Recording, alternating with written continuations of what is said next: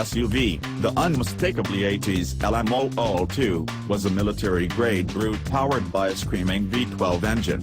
While it seemed completely offbeat at the time, it turned out to be prescient given today's ever-expanding array of ultra-luxury, high-performance SUVs from the likes of Bentley, Mercedes-Benz, Porsche, Maserati, and, soon, Ferrari and Aston Martin.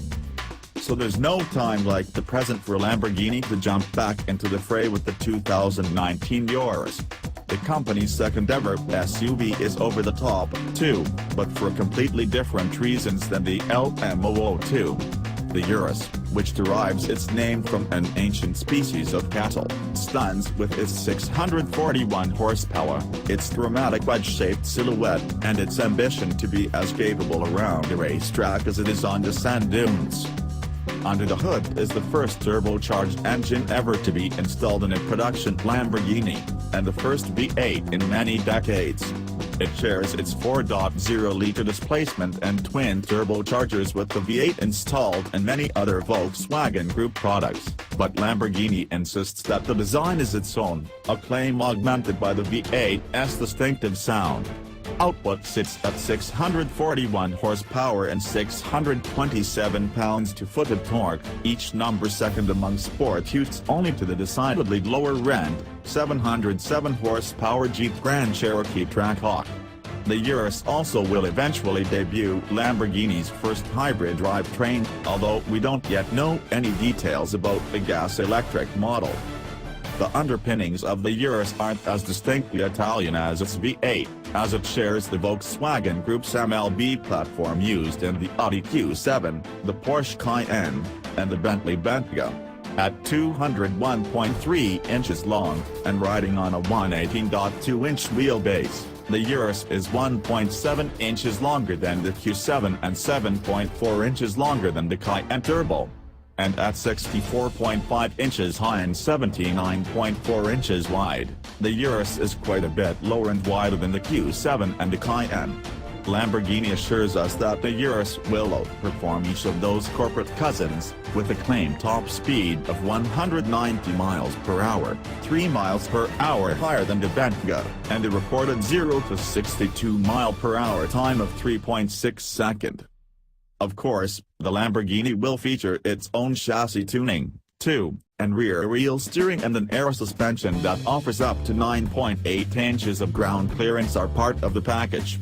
The all-wheel drive system uses a locking center differential with a default 40-60 front-rear power split that can send up to 70% of the torque to the front or up to 87% to the rear. A rear differential allows for torque vectoring capability. The carbon-ceramic brakes are absolutely enormous, with rotors measuring 17.3 inches in front and 14.6 inches in the rear, the better to decelerate the roughly 4,850-pound Urus. A lineup of driving modes including Casa, Race, Salvia, Sand, and Neve, Snow, will diversify the Lambo's skill set. In Casa, for instance, the all-wheel drive system routes more power to the rear, and the torque vectoring and stability control thresholds allow for a bit more slip. In Salvia, the stability control is similarly recalibrated to accommodate the low grip surface. Good luck off-roading, though, with the Urus's available 23-inch wheels mounted on unique Pirelli summer tires, size 285/35R23 in the front and 325/30R23 in back. 21 and 22 inches will be available, too, as will all-season rubber. Predictably, the interior takes a form-above-function approach, with numerous exotic leather, wood, carbon fiber, and metal trim options available.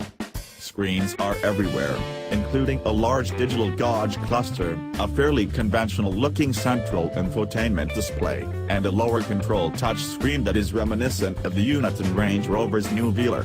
Sitting inside the Urus, we found rear seat room to be adequate, although headroom is a bit pinched by the sloped roofline.